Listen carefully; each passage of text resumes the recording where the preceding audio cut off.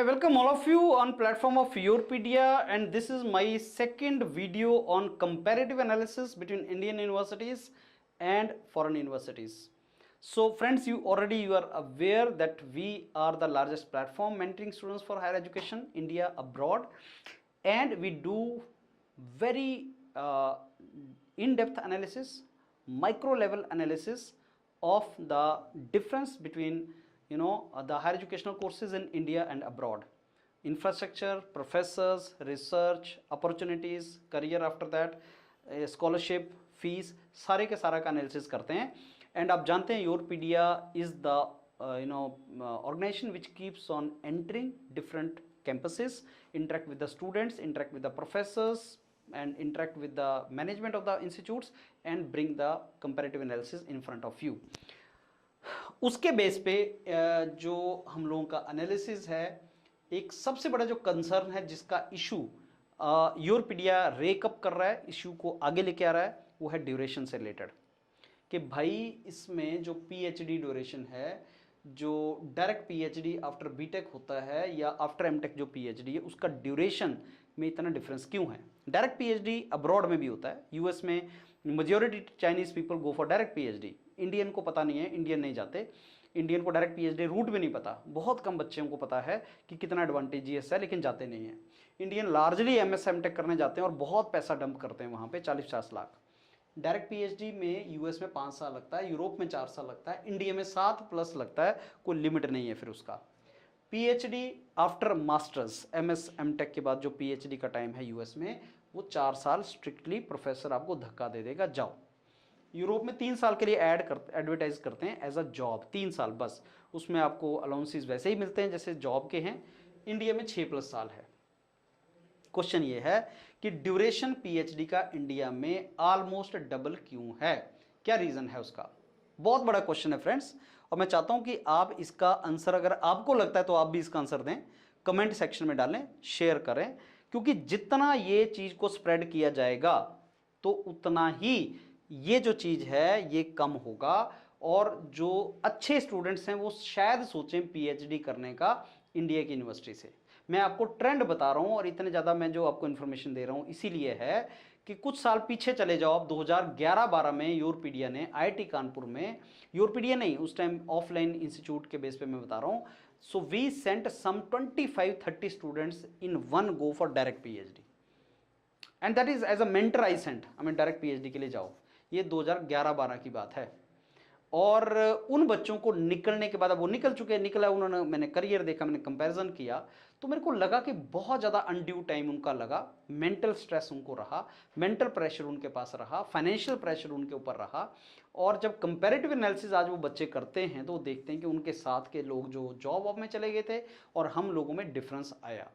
वो जो जॉब में चले गए थे वो उनको they have not gone through that riggers. कहीं ने पीएसयू ज्वाइन कर लिया, उनकी शादियां हो गई, everything is well set. No, ये चीज़ को रिड्यूस करने का रिक्वायरमेंट है इंडिया में. इसका कारण क्या है, why the duration is so long. Let me tell you the reason for the duration, and maybe आप इस चीज़ को फील कर पाएँ, और मे बी जो policy maker and decision maker हैं, maybe minister of education in India और आईआईटी डायरेक्टर्स और आईआईटी प्रोफेसर्स और इंस्टीट्यूट्स के जो सेंट्रल यूनिवर्सिटी के professors, they may make some decision related to this. अगर हमें अपने टैलेंटेड स्टूडेंट जो बाहर नहीं जाना चाहता, ऐसा नहीं कि हर कोई बाहर जाना चाह रहा है, मैं मेरा अपना example, I got couple of universities abroad for doctorate, but I preferred IITs, I did from here only and I am working here only. तो ऐसा बहुत सा बच्चा है जिनको अपॉर्चुनिटीज बाहर भी मिलेगा, लेकिन वो इंडिया में रहना चाहता है, लेकिन उसको कंड्यूसिव एनवायरनमेंट तो दो, उसको कंड्यूसिव सिचुएशन तो दो. अगर ये चीज रखोगे तो वो नहीं करेगा, उसको बाई फोर्स बाहर जाना पड़ेगा. वैसे तो बाहर जाओ, मैं बोलता हूँ जाओ, पढ़ो, आपको इंटरनेशनल एक्सपोजर लो. अगर आप मेरे से पूछोगे बाहर की पीएचडी अच्छी है तो बिल्कुल अच्छा लगता है मेरे को. ऐसा नहीं कि हमारे प्रोफेसर कम है, इंफ्रास्ट्रक्चर कम है, लेकिन यार वहाँ पे इंटरनेशनल एक्सपोजर है ना, तुम्हें इंटरनेशनल एक्सपोजर है. अलग अलग यूनिवर्सिटीज़ में तुम जाओगे, प्रोफेसर से मिलोगे. हमारा अपना आईआईटी सिस्टम ये बोलता है कि बाहर के प्रोफेसर्स को लाओ, बाहर से पढ़े हुए लड़कों को प्रोफेसर बनाओ. हमारा आईटी सिस्टम ये बोलता है, तो बेटर है वो, इसमें कोई दो राय नहीं है. नथिंग लगे अगर मैं बोल रहा हूँ बाहर से पीएचडी अच्छी है तो मैं नेशनलिस्ट अगेंस्ट हो गया, मैं नेशनलिज्म के, ऐसा नहीं है. बाहर का अपॉर्चुनिटी अच्छा है. अब इसमें डिले क्यों होता है, why more time is taken, let me tell you the reason for that. India में आईआईटीज में जब या किसी भी इंस्टीट्यूट्स में जब तुम पीएचडी करने जाते हो तो तुम्हें स्कॉलरशिप गवर्नमेंट देती है या वो इंस्टीट्यूट देता है, प्रोफेसर नहीं देता। प्रोफेसर के प्रोजेक्ट से तुम्हें स्कॉलरशिप नहीं मिलता। मैं ऐसा एनालिसिस करना चाहता हूं एक डिटेल में, लेकिन मेरे को वो लीड नहीं मिल रहा है, प्रोफेसर थोड़ा हेजिटेट कर रहे हैं, इंस्टीट्यूट हेजिटेट कर रहे हैं। मैं एक इंफॉर्मेशन चाहता हूं कि इंडिया के अंदर जितने प्रोफेसर हैं, कितने प्रोफेसर प्राइवेट सेक्टर का प्रोजेक्ट हैंडल कर रहे हैं, आई मीन प्राइवेट इंडस्ट्रीज के प्रोजेक्ट हैंडल कर रहे हैं। जी टू जी नहीं, गवर्नमेंट टू गवर्नमेंट प्रोजेक्ट आसानी से मिल जाता है। Department of science and technology IIT के प्रोफेसर को प्रोजेक्ट दे रहा है, ठीक है। इसरो आईआईटी के प्रोफेसर को प्रोजेक्ट दे रहा है, ठीक है। एचएएल दे रहा है, डीआरडीओ दे रहा है, बीएआरसी दे रहा है, वो सब समझ आता है। क्या private sector Tatas, Adanis, Ambanis, LnTs IIT के प्रोफेसर को प्रोजेक्ट देते हैं? बिल्कुल देते हैं। बट नंबर क्या है उसका? अगर आईआईटी के अंदर, सपोज किसी आईआईटी के अंदर 100 प्रोफेसर हैं और अगर वो प्रोजेक्ट हैंडल कर रहे हैं, हर प्रोफेसर कोई ना कोई प्रोजेक्ट हैंडल करेगा। उन 100 प्रोफेसर्स के पास क्या प्राइवेट सेक्टर के प्रोजेक्ट्स हैं और उनसे इनकम आता है, और क्या वो उस इनकम से सैलरी देते हैं, स्कॉलरशिप देते हैं? क्योंकि जब प्राइवेट सेक्टर आपको प्रोजेक्ट देगा तो वो प्राइवेट सेक्टर टाइम ड्यूरेशन भी लगाता है कि मेरे को ये प्रोजेक्ट 3 साल में चाहिए, तो प्रोफेसर के ऊपर प्रेशर है उसको 3 साल में प्रोजेक्ट कंप्लीट करने का। तो जी टू जी प्रोजेक्ट में नहीं होता। अगर department of science and technology ने कोई प्रोजेक्ट प्रोफेसर को दिया आईआईटी में, तो उसके ऊपर कोई टाइम ड्यूरेशन नहीं है, स्ट्रिक्ट टाइम ड्यूरेशन। डिले भी हो रहा है तो हो रहा है, गवर्नमेंट के प्रोजेक्ट डिले होते ही हैं, तो डिले हो रहा है तो होता रहे, कोई बात नहीं। प्रेशर प्रोफेसर के ऊपर नहीं है। अगर प्रेशर प्रोफेसर के ऊपर है कि मेरे को इस प्रोजेक्ट को 3 साल में हैंडल करना है, टाटा का प्रोजेक्ट है या जापानीज कंपनी का प्रोजेक्ट है, 3 साल में हैंडल करना है, तो वो अपने प्रोफेसर जो है अपने रिसर्च स्कॉलर से काम करवाएगा। और अगर रिसर्च स्कॉलर उस प्रोजेक्ट पे काम करेगा तो इसके एडवांटेज क्या है? पहली बात, उसको 3 साल में पीएचडी मिल जाएगी। क्यों? प्रोजेक्ट कंप्लीट, जाओ भाई काम तो कर दिए तुमने। दूसरा, क्योंकि इंडस्ट्री का प्रोजेक्ट उसने किया, इसलिए उसको इंडस्ट्री में भी जॉब का अपॉर्चुनिटी मिलता है। सो अगर रूट तुम देखोगे तो रूट कहीं ना कहीं कहां पे आ रहे हैं कि क्या इंडिया में प्रोफेसर्स प्राइवेट प्रोजेक्ट्स हैंडल कर रहे हैं या गवर्नमेंट के ही प्रोजेक्ट्स को हैंडल कर रहे हैं।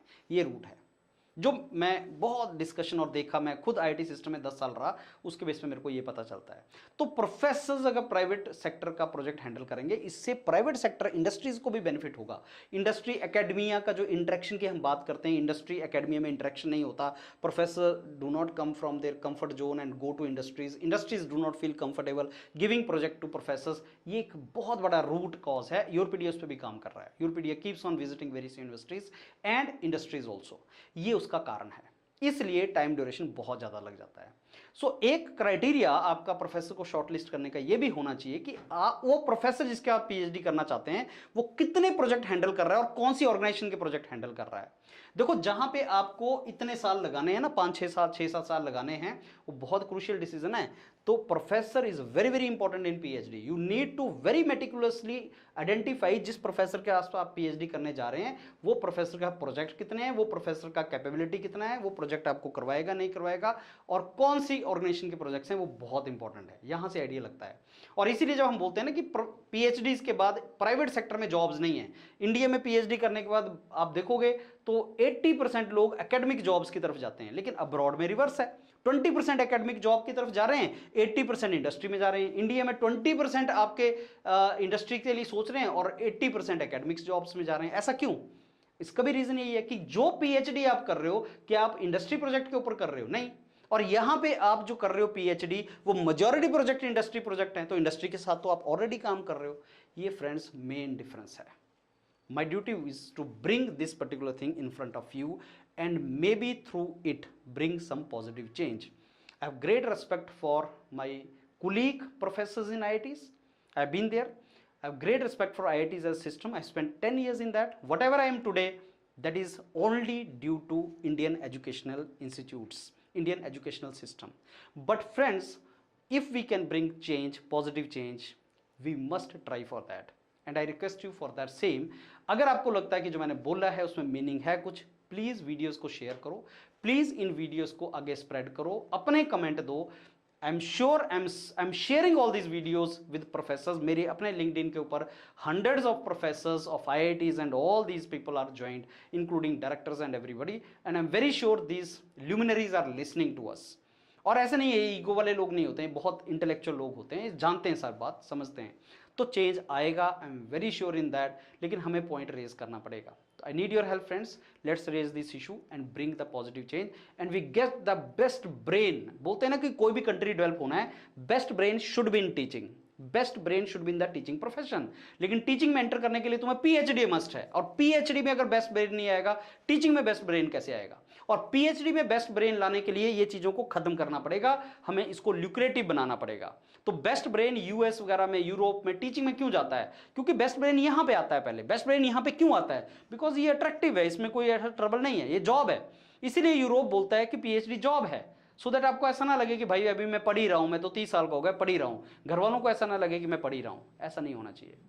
अगर आपको मेरा वीडियो अच्छा लगा, प्लीज शेयर करो, कमेंट करो, बैठे मत रहो, चेंज आ जाएगा, पॉजिटिव चेंज आएगा.